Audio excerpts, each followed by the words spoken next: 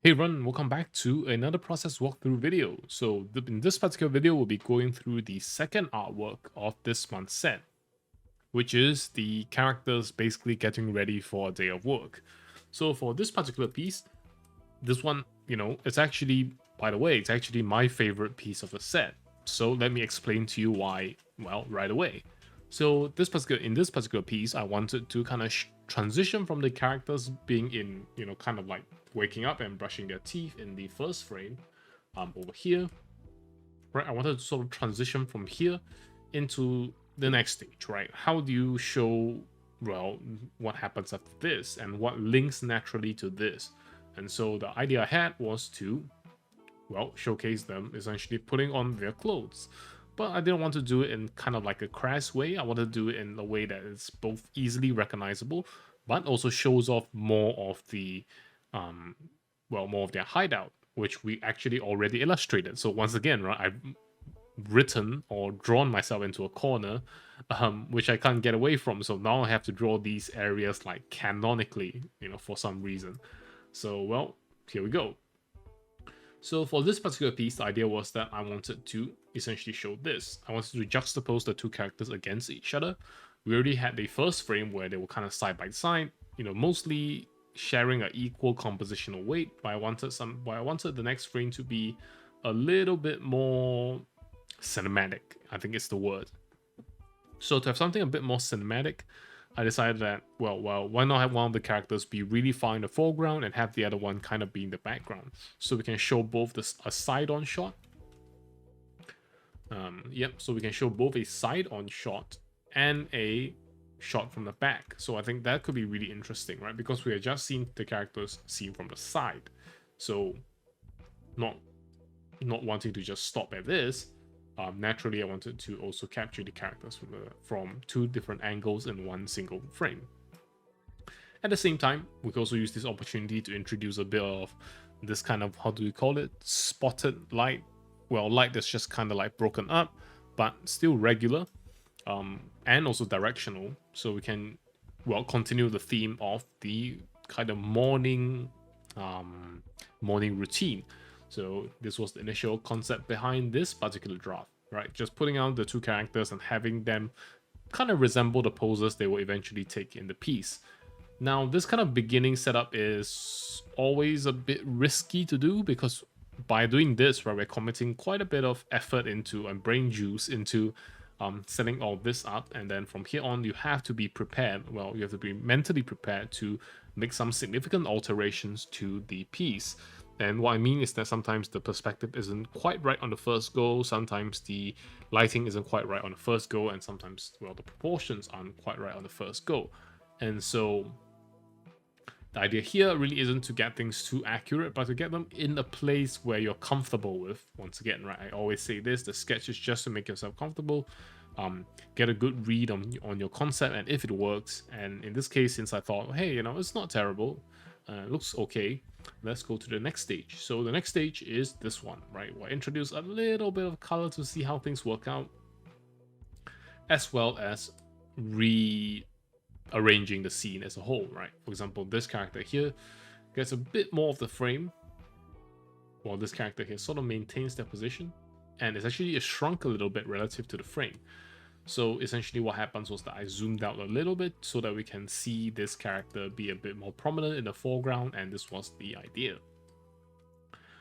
In addition, right, a couple more details also coming down, with the light coming in from the side.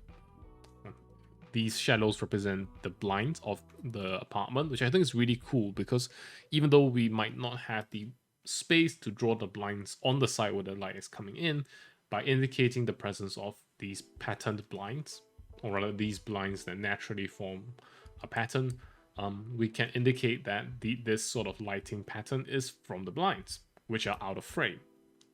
So once again, we can make this kind of connection quite easily and magically, almost by just doing this. So this was the second frame where more of the lighting is explored, and at this stage I'm not too worried about the characters or the positioning on their pose or all the nitty-gritty stuff, which honestly I should be worried about it because, well, it's tough as always, right? However, one additional unique challenge about this particular piece is that unlike the first one where, well, that's the third one, unlike the first one over here where the characters are essentially laid out very simply along one axis while they're facing the same direction, while this is still challenging but easier to manage because a lot of things actually line up, so you can measure them with perspective grids, you can just eyeball the proportions, and generally you can't screw up too bad.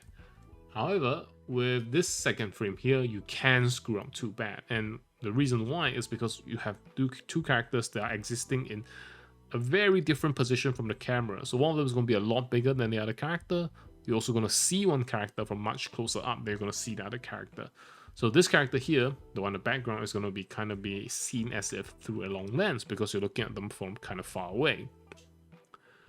But this character in the foreground, you're looking at her from very close proximity. And the issue with that is that sometimes, right, for example, you might not be thinking carefully about it, but for example, the elbow here might be taking up a lot more space than you expect. Or the waist here might be a lot bigger, or the waist and hip area may be a lot larger than you expect. For example, it might be all the way until here, right? All the way until here. So it can be easy to draw things a little bit too small. For example, we might only draw it until here, right? Because there's a chance that we might be drawing this character a bunch, and then we hop back here. We kind of adopt the same muscle memory and idea of what the character should look like from X distance or Y distance, and then this is a problem. So essentially, this is a problem that we will eventually have to fix. So let's take a look at the next frame. So for this next frame here is where I get a bit more confidence about the particular scene once I've introduced more colors. For example, the brown in the cabinet, I think, works really well with the dark blue in the shadows to indicate, the presence of that cool blue atmosphere that we mentioned in the previous video, right? When we want to draw a morning scene, a cool bluish sky is almost a must because it's basically the most recognizable way to tell to someone that it's morning, right? You have a light that's coming in at an angle, and you have a cool blue sky that's pretty bright enough to send its blue light into even enclosed spaces. So that's how you tell that it's morning. Of course, right, in real life, morning can look very, very different, but that's not the point, because sometimes when we want to carry across a particular visual statement, it can be super helpful to kind of nail down what's the most iconic parts or certain elements, like for example the time of day, and then make use of it, really, really efficiently, and effectively too. So this is where we are at currently. So once again, right, I always say this pretty often, but when you're drawing scenes with a bunch of depth, for example, with the character here, right, it's one main element, and then we have the character here, which is the next main element, and now we have a depth layer of 2. So that's not very good, is it? Because it's only 2 layers of things that are there. The scene is pretty incomplete, right? That's not good enough. We need more. So for example, what I try to add here, but perhaps the rough sketch doesn't quite show, is that there's a mark in the foreground, right? And naturally there's a bit of depth in the background as well from the cabinet, but if we count it entirely as one layer, this is going to be behind the character. And then here, with a very, very minor distinction, we're going to have the windows on the final slice. So this is kind of the layering that currently exists in the piece. Now the problem with this is that, well, that isn't too great because a lot of important stuff isn't quite in yet. For example, how are we going to describe this area, right? Where's the depth of this area going to come from? And then another issue is that because of this current setup, we can't see much of the outside, right? So the amount of cues we have in the world isn't quite there yet. Another issue is that because of the scene being so confined, it doesn't quite create a good silhouette like what I want. So because of this, jumbling my words up now, excuse me. Because of how I want to set up the scene, I wanted to feel more expansive. I wanted to feel like an actual morning, cool, breezy type of morning. I didn't want them to feel too contained in their building or their home. The next step is this, right? Essentially what I did was open up the wall in front of her and then turn this into a window where the outside can be seen, which once again, right, remember in our count of layers of depth, we added another layer here, right? For example, with the table here, then we have something like a telephone, and then, right, we have something here like a potted plant, and then we have the background here, which will eventually split into two with this foreground building, and then followed by this background building, right? So this is kind of the steps that I took to create this particular piece, or rather plan this particular evolution to go towards the final result. And so yeah, this is kind of the layering going on. And now, as I mentioned earlier, I wanted to talk about the difficult part, well, which is the part where we actually start drawing the characters, because it's all fine and dandy when you're like handling the perspective, when you're handling the composition, you know, like everything feels good, yada yada yada, you know. It's like a smooth time, right? You're looking at everything you want to do being lined up. You're like, okay, so this particular frame, we have everything we want lined up. We will have a lighting situation that works with a kind of character placement that you like. So things are looking up. But the tough part doesn't end, because now you have to commit to this, and then you have to think about, okay, so what does the character look like when the lights are like this, like exactly like this, right? Not just kind of like this in a draft, because while it works for a draft, it doesn't work for a finished piece, right? This cannot exist in a finished piece. The proportions are off, the lines are too rough. It's just not complete. So completing it actually requires another different type of effort in a way, where a lot of focus was on thinking about the anatomy. How do you draw someone who is like zipping up their dress from the back, right? Fortunately, because this is a pretty common pose, I was able to find a bunch of references on pages like Shutterstock that gave me enough information to put this together. Now, as I just mentioned something about a recognizable pose and how you can easily find reference for it, I think this one is a really good thing to talk about, because having an object, a pose, or element on your piece that is easily recognizable is amazing, right? Especially in terms of poses. They can be dynamic poses, right? They can be unique poses, but they need to be recognizable. And what's good about common poses is that basically that is guaranteed. You have someone who is doing this particular pose and who is wearing a dress, well, they're probably zipping up the dress.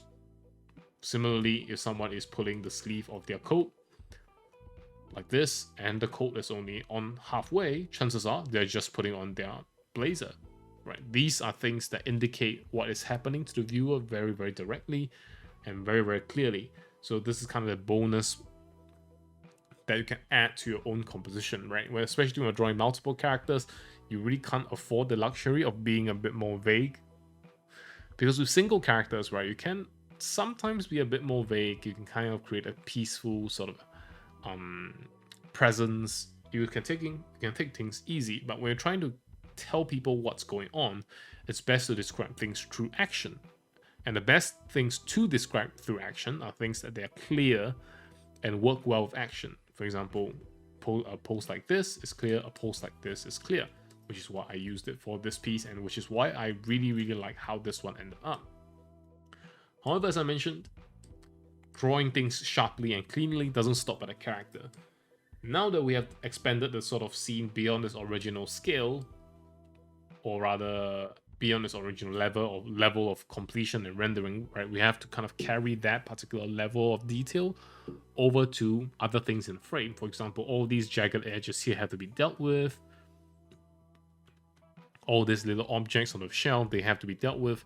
And these parts of the drawing are equally challenging in their own way. And so when we move to the next frame, you'll find that I've added in a bit more blinds. Once again, right, I like the pattern of the blinds. I think they add a bit of uniformity, or that they add a substantial amount of uniformity to the piece. They make things a bit more clearly organized, and they just help me not bother about the sort of roofing outside the window. So that is like one thing that I really, really like about these blinds. They help me do all that. However, one thing that I found that is still, well, challenging to do is this particular cabinet. Because when you're drawing a particular or specific area of a rather complex environment, for example, this hideout here, there's a bunch of different things on this shelf. The drawing, in a way, quote unquote, doesn't care that this area is complex, right? Because you're just drawing the place, then it should look like this, because in my case, I've drawn it before and I wanted to maintain that consistency. But in any other case, the idea would be that we needed this area to be high in visual density, to act as a way to immerse people in the piece, to show them, what kind of setup we have in this particular room to make things convincing and feel lived in. This particular area requiring detail becomes a mandatory thing that we have to deal with. So I lost my train of thought a little bit, but the key here, right, is as always that we need to match the level of detail, and sometimes the drawing doesn't care that the area here is a really small part of the composition. It's like just a tiny slice of it, maybe like 8% of the piece, but it's still important, especially because, well, the characters are here. This area is receiving a small amount of light, but also importantly, this area needs to match the rest of the piece and the characters in terms of detail, at least to some extent. Well, because this isn't a scene set in the dark or set in quick motion where you can afford to blur things or draw things really roughly. This one is in broad daylight. Once again, right, I'm trying to get that bit of cozy feel to it, a bit of a cozy feel, kind of a calm feel to it. So the scene needs to be well lit, it needs to be clear, and well, this is the price that we pay. Next, another important thing about the piece, I know that I'm going through challenge after challenge, but I'll explain to you why I like how it ended up, is this particular character in the foreground. So, Irina here, alright, for those of you who recall the character design sheet that I drew for her, is putting on her blazer. It's a pretty simple pose. In fact, I found a reference for it as well, multiple references for this particular pose. So in terms of pose, it's no issue, right? I understand what's going on. The difficult part for me personally is really drawing the folds on the fabric and getting it to align with the limbs, as well as look good in the big picture. Because on one hand, right, it's kind of reasonably okay to get into this state, but I feel like it's really hard to continue cleaning it up because these lines are so finicky. It's kind of like, well, what if we kind of clean up this line? And the unintended effect might be that you're reducing the complexity of the folds in this area, which actually you accidentally achieved earlier on. So it's a real nightmare, and I definitely need more practice with drawing folds in clothing. It's just really, really challenging, and especially because this is a 4-piece set, the pressure of having to repeat this four times was also kind of getting to me. So I spent quite a bit of frustration on this character here, fortunately, but otherwise I was pretty grateful, all things considered, that it kind of came along all together for the final stage. So in the final stage, I wanted to do a couple more things. For example, while we have the sunlight coming in, it felt like the sunlight was a little bit too dark, right? It's supposed to be kind of a really bright scene, and having it be dark wasn't really my plan, so I decided to opt to make it stronger. So what happens if we can't have a light that you see the bulk of the reflection of, right? For example, you can only see, in our case, this particular area here and maybe a little bit of area here covered in direct light. So the issue here is that as a result, we don't know exactly how strong the light is because, well, in terms of visual presence, it's really small, right? Sure, we see it on the character, but otherwise, right, it doesn't feel like it's quite strong enough. So one remedy that I found for this particular problem is to essentially have the warm light bounce off the floorboards from below. And here in our case, I made it extra orange because the flooring is wooden and you have something that is warm in color, reflecting even more warm light. Relatively speaking, it's going to give that warm ambience color to the surrounding objects, or rather warmer than, for example, a white porcelain tiled floor. So this was the important advancement in this particular stage. Essentially really cleaning things up, like even drawing small details like the railings outside, like dials on the phone. Hopefully I drew the right number of buttons. I'm pretty sure I got it wrong. And then we have a power socket and power plug. We have like the cabinet here with a fax machine with like a letter of authorization, something like that. We have like these little shelves here and this little like electrical fuse box or circuit box there. So couple small things, really small things to kind of tie everything together. In addition to, of course, the thing that I just mentioned, this strong presence of warm light coming from below, where the floorboards are being hit by direct sunlight. Notice how the pattern of the sunlight is moving. And we'll see more of this in slide or work number 3, right?